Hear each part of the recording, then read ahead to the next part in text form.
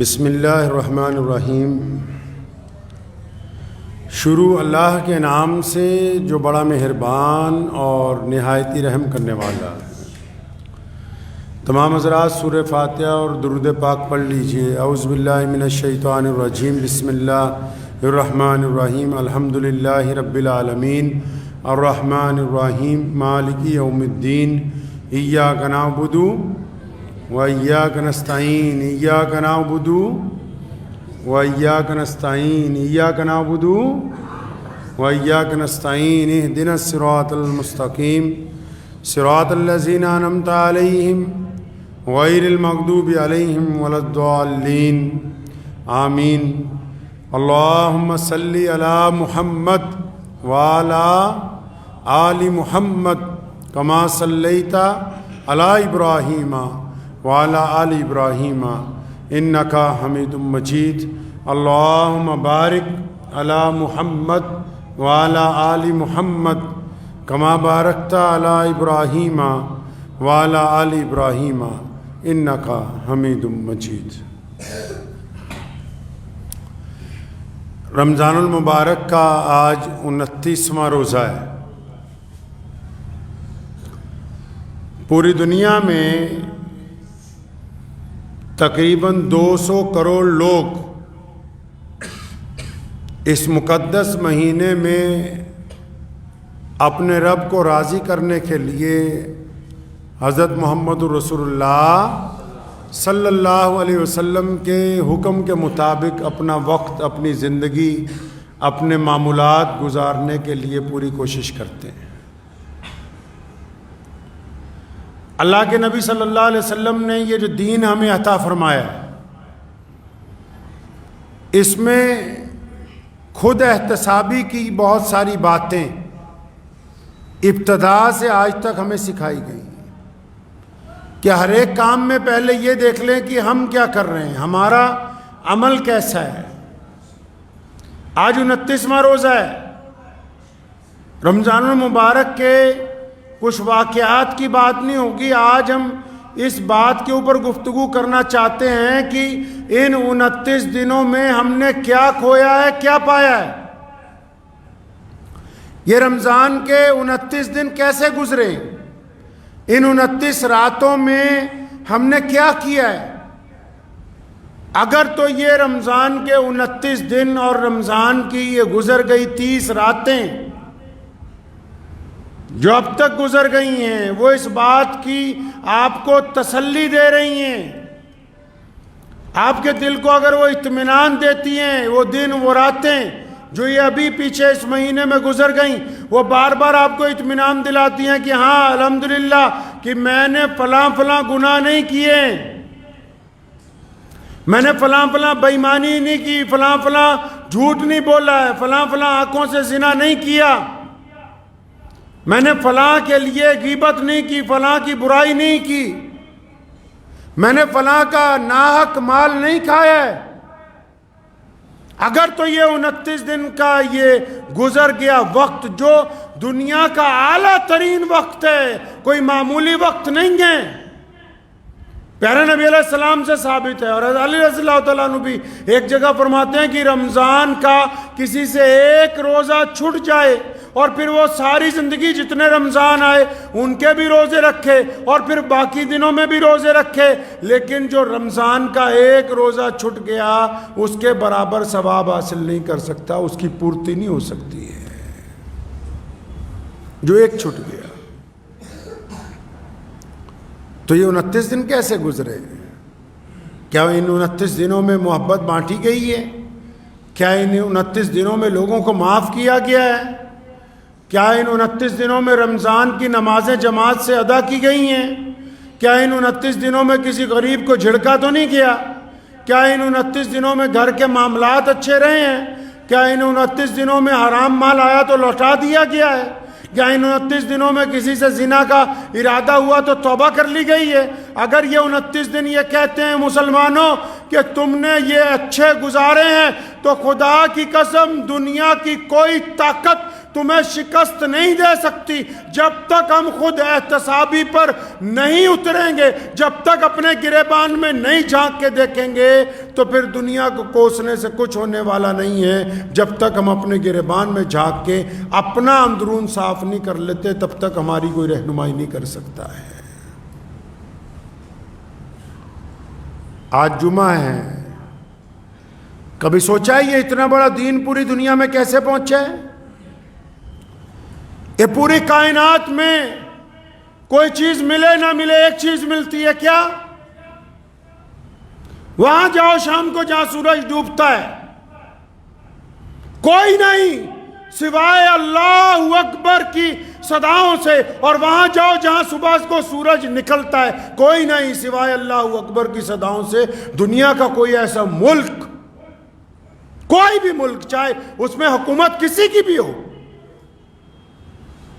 دنیا کا کوئی ایسی رنگ، کوئی نسل، کوئی ایسی زبان، کوئی ایسی ہوا، کوئی خطہ ایسا ہے جس میں تھوڑے یا زیادہ کلمہ لا الہ الا اللہ محمد رسول اللہ پڑھنے والے لوگ نہ موجود ہوں؟ یہ اتنا بڑا انقلاب پیارے نبی حضرت محمد صلی اللہ علیہ وسلم نے برپا کیا ہے، یہ اتنا بڑا انقلاب کہ آج بھی دنیا کی فرقہ پرست طاقتوں کو اس سے تکلیف ہوتی ہے۔ یہ اتنا بڑا انقلاب کہ آج بھی دنیا کے غنڈے اس انقلاب سے ڈرتے ہیں۔ یہ اتنا بڑا انقلاب کہ پوری کائنات کے اندر جس نے ایک شمع روشن کر دی، یہ برپا کیسے کیا گیا ہے؟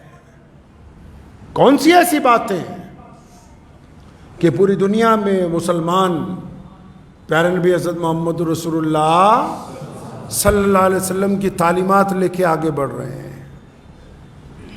اسلام کی تاریخ تو اٹھائیں۔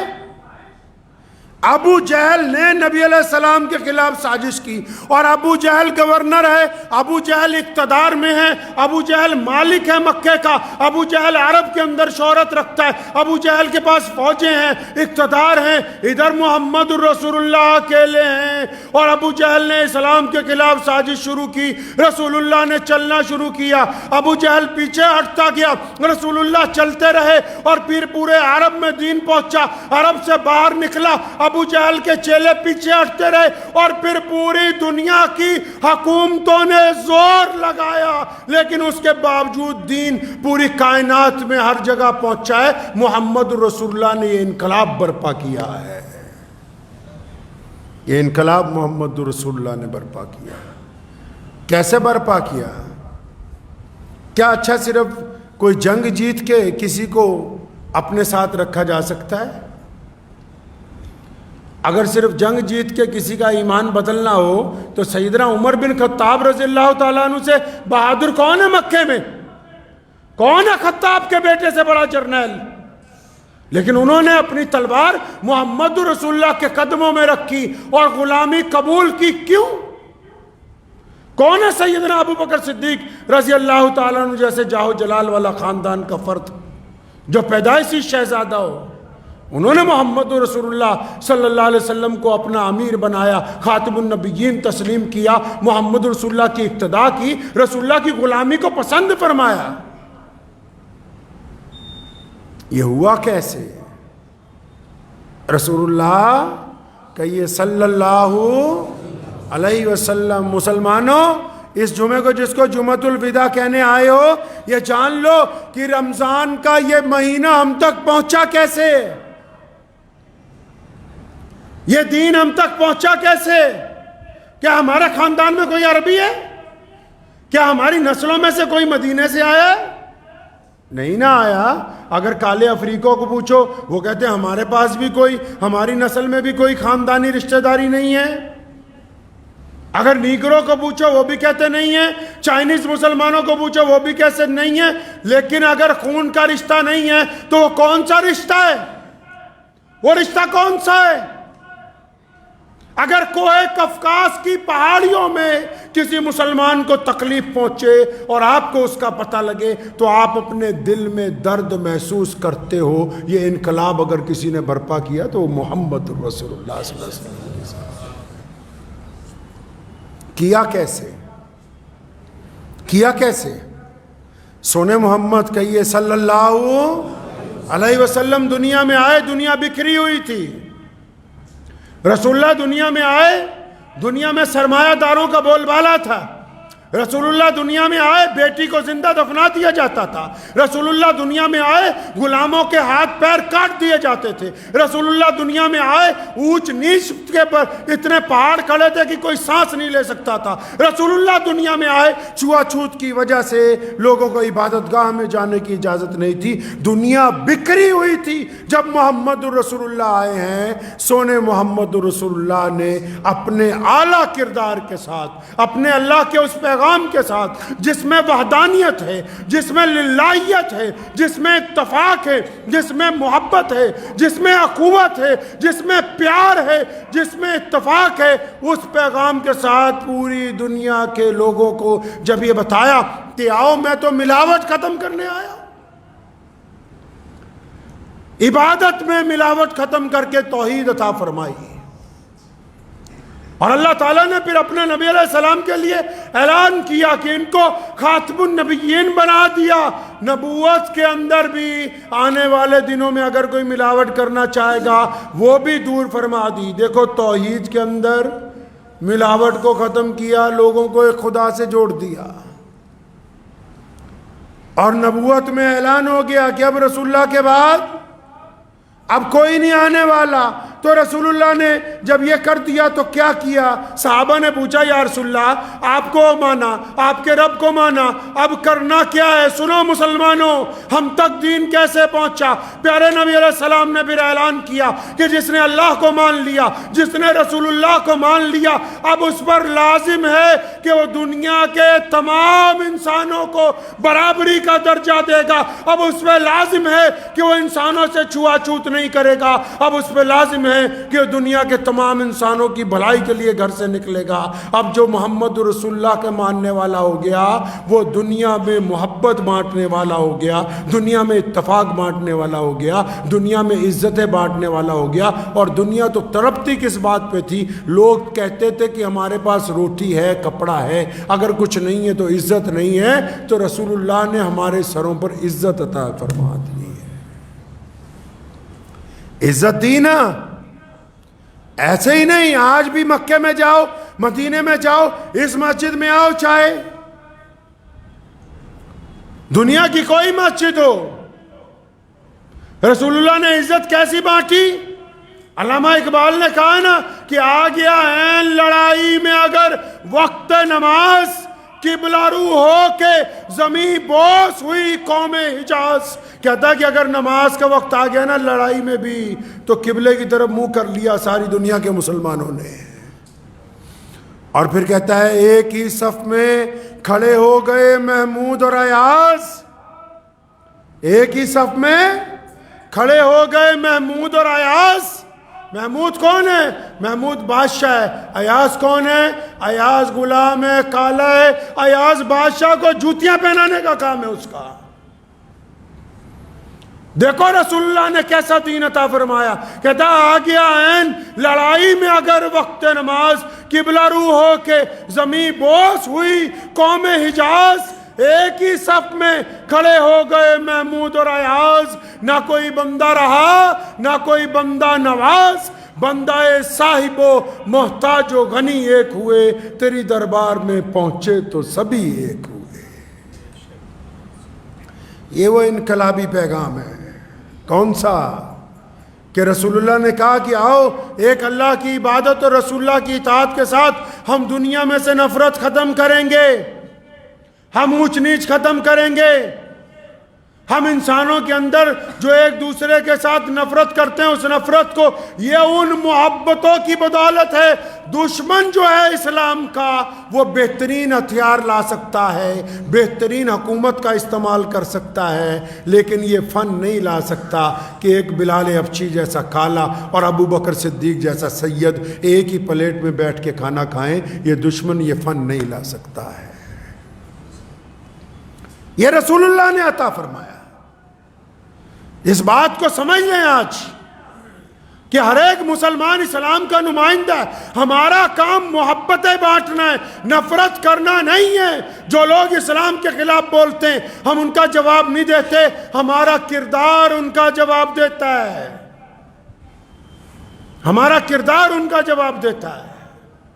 مسلمانوں کے کارنامے، مسلمانوں کی محبتیں، مسلمانوں کا اتفاق، مسلمانوں کے اندر خلوص، مسلمانوں کی غریبوں سے محبت، مسلمانوں کا غریب کا، گورے اور کالے کا ایک سب میں کھڑے ہونا، ہمارا پریکٹیکل سماج جو ہے، ہماری جو پریکٹیکل لائف ہے، ہم جو گراس روٹ کے اوپر ہیں، وہ ہماری زندگی بتاتی ہے دنیا کو کہ لوگ بولنے والے بولتے رہیں گے، ہم اپنی کمپنی کا پروڈکٹ سب سے اچھا بنا کے رکھیں گے. دیکھو اللہ نے آپ کو کیسی دولت دی. آج دنیا کتنی ترقی پہ. دل پہ ہاتھ رکھ کے سوچو، مسجد میں بیٹھے ہیں صرف ہم ہی نہیں، پوری دنیا کے مسلمان. اگر کسی مسلمان کو آج سڑک پہ چلتے ہوئے 1000 روپے، 5000، 2000، 2 روپے بھی مل جائیں تو وہ کیا سوچتا ہے؟ وہ یہ سوچتا ہے کہ یہ حلال کے ہیں یا حرام کے ہیں. وہ اپنی مسجد کے امام کو پوچھتا ہے ان کا کرنا کیا ہے، کہ یہ نعمت نہیں ہے اللہ کی کہ اللہ نے تمہارے دلوں میں احساس بیدار رکھا ہوا ہے کہ حلال اور حرام کی تمہیں تمیز دی. اس سے بڑی نعمت کون سی ہوگی؟ آج اگر کسی مسلمان کے کپڑوں پہ پیشاب کا ایک چھینٹا پڑ جائے، ایک چھینٹا کسی مسلمان کے لباس پر، ایک قطرہ اگر پیشاب کا لگ جائے بے چین ہو جاتے.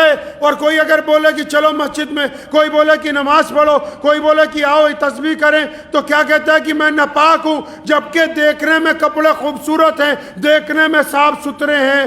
دل میں پاکی اور ناپاکی کا یہ احساس کس نے دلایا؟ اس سے زیادہ خوبصورتی اور تمہیں کیا چاہیے؟ یہ محمد رسول اللہ کا عطا کردہ دین ہے. گناہ ہوتا ہے تو گناہ کو چھپاتا ہے.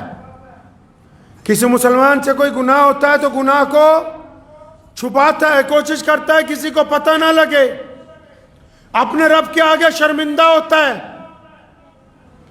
اپنے رب کی حضور شرمندگی کے آنسو بہاتا ہے. روزہ رکھنے کے بعد کوئی لڑتا ہے تو کہتا ہے کہ میرا روزہ ہے. روزہ رکھنے کے بعد کوئی کچھ جھوٹ بلوانا چاہتا ہے تو کہتا میرا روزہ ہے. ارے اتنے خوبصورت دل اللہ نے تمہیں عطا فرما دیے تو اس سے بڑی نعمت اور کیا ہوگی؟ آج کے دور میں جب دنیا پیسے کے پیچھے مری جا رہی، اللہ نے تمہارے دلوں کے اندر نور رکھ دیا، جو حلال اور حرام کی تمیز کو سمجھتا ہے، جو گناہ اور نیکی کی تمیز کو سمجھتا ہے، جو اپنے اور پرائے کے درمیان میں محبت کو ڈالنے کی تمیز کو سمجھتا ہے. اس سے بہتر اور کون سی شے چاہیے؟ دولت، پیسے، رقمیں، عزت، شہرتیں یہ تو آنی جانی. تسلی تو اس بندے کو ہے جس کا دل صاف ہے. اور محمد رسول اللہ نے کیا فرمایا؟ رسول اللہ ہم سے کیا چاہتے ہیں؟ کہ ہم محبت بانٹنے والے ہوں. رمضان میں ہم کیا کرتے ہیں؟ محبتیں بانٹتے ہیں. زکوٰۃ کیوں دیتے ہیں؟ تاکہ غریبوں کی مدد ہو جائے. فطرہ، ابھی عید آنے والی ہے کل یا پرسوں، فطرہ کیسے ادا ہوگا؟ فطرہ کیوں رکھا عید کے ساتھ؟ فطرہ کہتے ہیں ایک خاص قسم کی رقم کو. کچھ علماء نے لکھا ہے 1.5 سیر، کچھ نے لکھا ہے 2.5 کلو. آج کل کا اگر حساب لگائیں، مفتی رشید احمد صاحب لدھیانوی رحمۃ اللہ علیہ، مفتی اعظم نے لکھا ہے کہ کم سے کم 2.5 کلو کی قیمت لگائی جائے گیہوں کی یا کھجوروں کی، جو عید کی نماز پڑھنے سے پہلے دینا ہے. بات فطرہ صرف دینے کی نہیں ہے، بات یہ ہے رسول اللہ نے فطرہ دینے کے لیے کیوں کہا. اسلام کی خوبصورتی دیکھیں. ہم نماز عید پڑھنے جا رہے ہیں، رسول اللہ کا حکم ہے کہ فطرہ دے کے نماز عید پڑھو. فطرہ دے کے نماز عید پڑھیں، اس سے کیا ہوگا؟ اسلام کہتا ہے کہ جب تم فطرہ دو گے تو فطرہ ان غریب لوگوں کو دیں گے جو عید کی خوشی نہیں منا سکتے، ان کو دیں گے جن کے گھر میں کھانا نہیں ہے، ان کو دیں گے جن کو ضرورت ہے، تاکہ تم بھی عید کی خوشی مناؤ اور غریب بھی تمہارے ساتھ عید کی خوشی منائیں. عید جیسے مقدس دن میں بھی یہ کہہ دیا کہ اکیلے خوشی منانے کی ضرورت نہیں ہے. جب خوشی منانے کے لیے نکل رہے ہو تو ساتھ میں جو آس پاس رہنے والے لوگ ہیں ان کو بھی اپنی خوشی کے اندر شریک کر لو بھائی. اور اس کو لازم کر دیا. کتنا پیارا دین ہے. لازم کر دیا کہ اپنی خوشی منانے سے پہلے آپ پتہ جڑا فطرہ دن نے آج کل نہ کہی مدرسے والوں کو تو ضرورت ہے ہی، چلو مدرسے والے زیادہ مستحق ہیں، لیکن فطرے کے نہیں ہیں۔ میری یہ بات بہتوں کو شاید اچھی نہ لگے، فطرہ دینا کس کو تھا؟ بنایا کیوں ہے؟ لازم کیوں کیا گیا؟ سب سے پہلے فطرہ دینے والے پر لازم ہے کہ فطرہ دینے سے پہلے وہ اپنے پڑوسیوں کو دیکھے، اپنے رشتہ داروں کو دیکھے، اپنی جان پہچان والوں کو دیکھے، جس سڑک سے گزرتا ہے ادھر دیکھے۔ اگر ان راستوں میں، اگر ان کے جاننے پہچاننے والوں میں کچھ ایسے لوگ ہیں جو بھوکے ہیں، کچھ ایسے لوگ ہیں جو محتاج ہیں، کچھ ایسے لوگ ہیں جو کپڑے نہیں خرید سکتے، کچھ ایسے لوگ ہیں جن کے گھر میں عید کی خوشیاں نہیں منائی جا سکتی، کچھ ایسے پڑوسی ہیں جو اپنا دروازہ بند کر کے کسی کے آگے سوال نہیں کرتے، تو اس کو کس نے کہا کہ فطرہ جا کے 500 کلومیٹر پر دیتا؟ پھر جس جگہ رہتا ہے، جس جگہ نماز پڑھتا ہے، جن کے ساتھ تعلق رکھا ہے، فطرے کی رقم پہلے ان مستحق لوگوں کو دینا ضروری ہے، اس کے علاوہ کہیں اور فطرہ بانٹنے کا رسم نہیں ہے اسلام کے اندر۔ ان کو بھول جاؤ۔ کئی باہر کے ملکوں میں بیٹھے ہیں تو وہ یہاں فون کر دیں گے انڈیا اپنے رشتہ داروں کو کہ ہمارا فطرہ بھی تم دے دینا۔ اللہ کے بندے، جہاں تم رہ رہے ہو فطرہ اس رقم کا ادا ہوگا جو روٹی تم کھا رہے ہو۔ اگر کوئی امریکہ میں، کوئی انگلینڈ میں، کوئی سعودی عرب میں رہتا ہے اور روزانہ 100 پاؤنڈ خرچ کرتا ہے تو اس کا فطرہ یہاں 50 روپے میں ادا ہونے والا ہے نہیں۔ اور وہ بھی سنو، دوڑ لگا رکھی ہے کئیاں نے، آ جان دیو جنہ کا فطرہ آندا ہے، لے آؤ جی 50 روپیے۔ وہ کدی اسلام نو بھی پوچھ لو فطرہ دینا کنا؟ رسول اللہ صلی اللہ علیہ وسلم سے بھی معلوم کر لو کبھی۔ گیہوں کا فطرہ صحابہ نے دیا، کھجوروں کا فطرہ صحابہ نے دیا، کشمش کا فطرہ صحابہ نے دیا، سوگی بادام کا فطرہ صحابہ نے دیا۔ جس بندے کے پاس 52 تولے چاندی کے مطابق رقم ہے، گھر میں سونا پڑا ہے، جائیداد پڑی ہے، اپنے رہنے کے علاوہ بہت ساری جائیداد پڑی ہے، وہ صاحب نصاب میں سے ہے۔ اب جو لکھ پتی ہے اس کا بھی 50 روپے فطرہ ہوا جی؟ کہاں سے نکالی یہ منطق؟ جو کروڑ پتی ہے اس کا بھی 50 روپے فطرہ ہوا؟ کس نے کہا کہ 50 روپے ہوا؟ کروڑ پتی بھی 50 روپے فطرہ دے، مزدوری کرنے والا بھی 50 روپے فطرہ دے؟ یہ سمجھایا کس نے؟ آپ صاحب نصاب ہیں، اللہ نے آپ کو ہمت دی ہے گیہوں سے آگے بڑھنے کی، تو کھجوروں کا فطرہ دو۔ کتنے کی کھجوریں آئیں گی؟ کم از کم 200 روپے کلو تو ہوگی نا، تو کھجور کا فطرہ ایک آدمی کا 500 روپے بنا۔ اللہ نے اور زیادہ پیسے دے رکھے تو پھر کشمش کا فطرہ دو، اور یہ ڈبل کر کے دینا ہے جو آگے والوں نے دینا ہے۔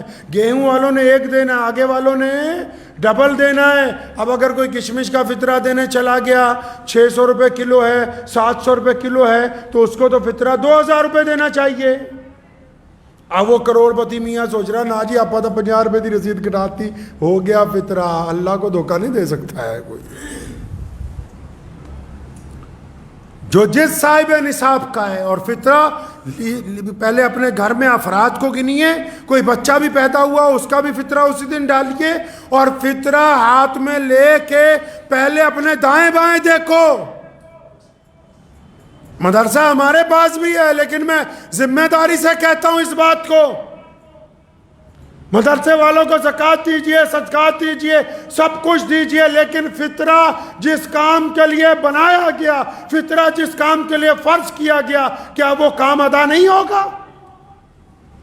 کیا ان غریبوں کو لقمہ نہیں دو گے؟ کیا ان کا عید کے اوپر کوئی حق نہیں ہے؟ لوگ تڑپ رہے ہیں، سفید لباس والے لوگ خاموش ہو کے اپنے گھروں میں بیٹھے کہ شاید کسی سرمایہ دار کو پتہ لگ جائے، تو سرمایہ دار تو کہتا کہ پہلے جا کے رسید کٹوا کے اعلان کر دوں کہ فلاں چودھری صاحب نے اتنے پیسے مدرسے کے اندر دے دیے۔ یہ جو تیرے پڑوس میں بلک رہے ہیں ان کا آپ پر حق ہے، قیامت والے دن پوچھ ہوگی، اللہ پوچھیں گے کہ میں نے تجھ سے مانگا تھا، قرض مانگا تھا تجھ سے، اور وعدہ کیا قرآن میں کہ تو مجھے قرض دے گا میں ڈبل لوٹاؤں گا، تو اس وقت کیا کہیں گے؟ نہیں جی نہیں، ہم نے تو اپنا فطرہ بہار بھیج دیا، ہم نے تو اپنا فطرہ بھی یو پی بھیج دیا، ہم نے تو اپنا فطرہ کشمیر بھیج دیا جی۔ پوری دنیا میں جتنے لوگ رہتے ہیں مسلمانوں، اپنی روایتوں کو پہچانتے رہیے۔ اور ایک اور بات، اب عید آ جائے گی کل یا پرسوں، اب کئیوں نے تو قسم ہی کھا رکھی ہے کہ نہیں جی کل عید منانی ہے۔ ایسی کوئی پاکستان دے مولوی ہیں راتی 11 بجے چند چاڑ دی۔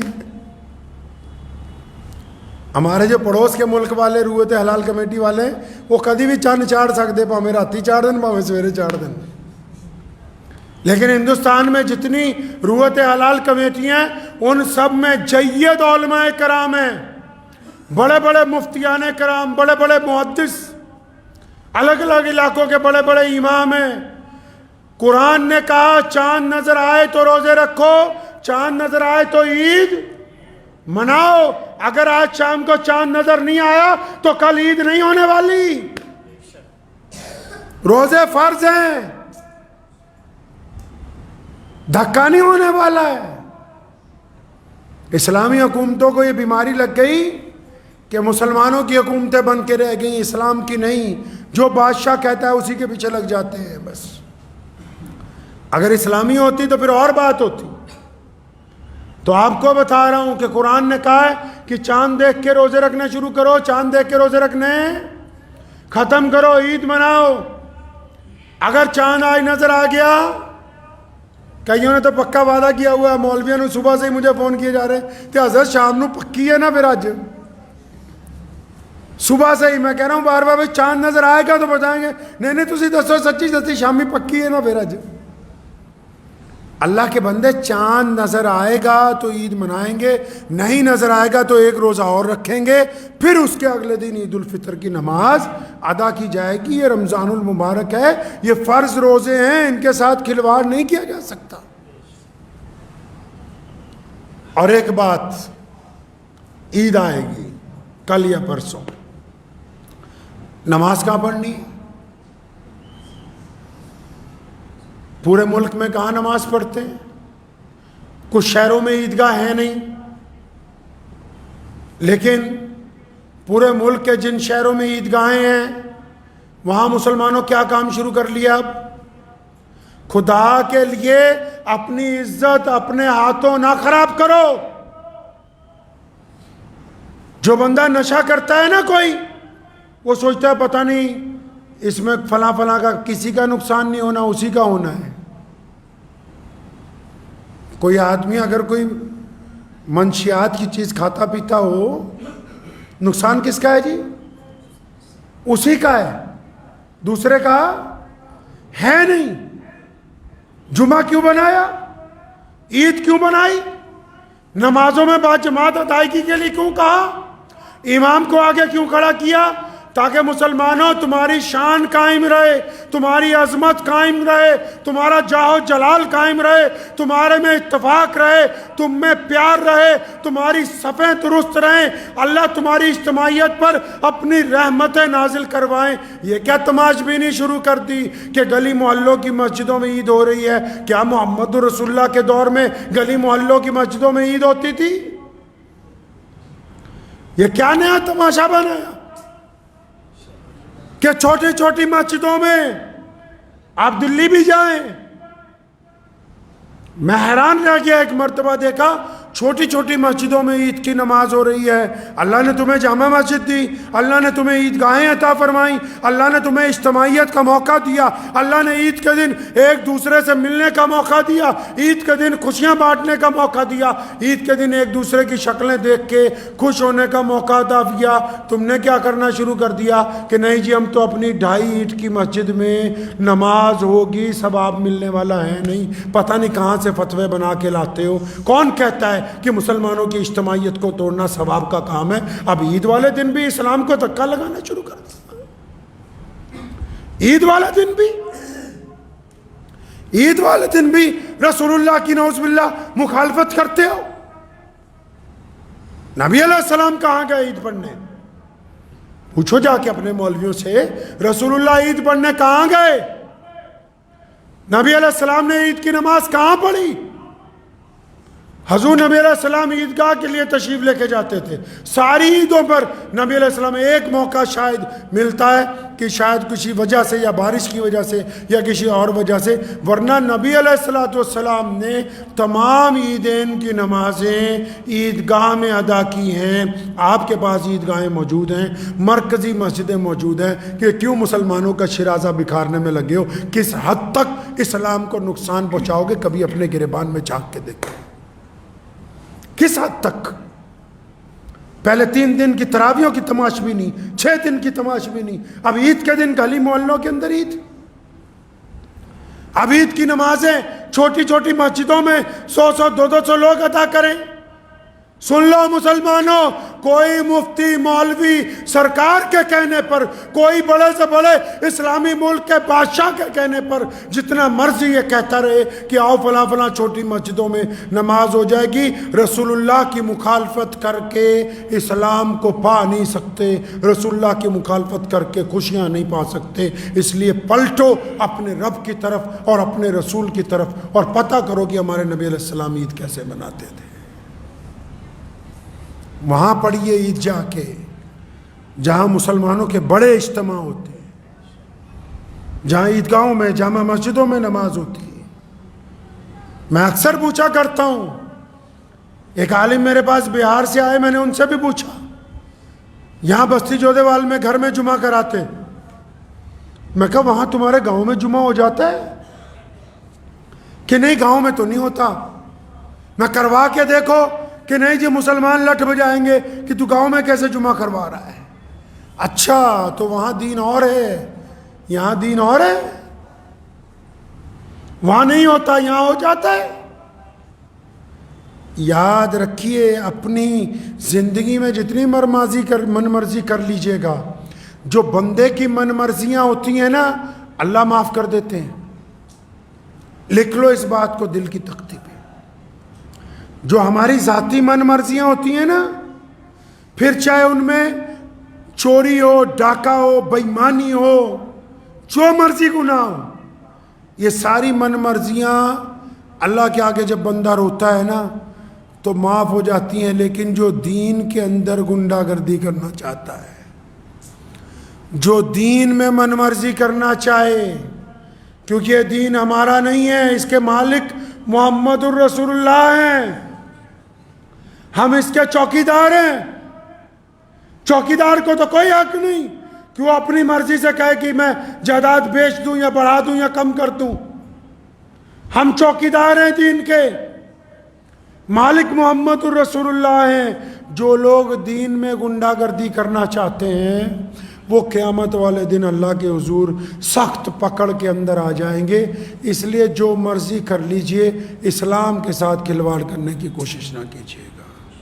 کریں گے انشاءاللہ. کوشش کرنی ہے کہ عیدگاہ میں نماز پڑھیں.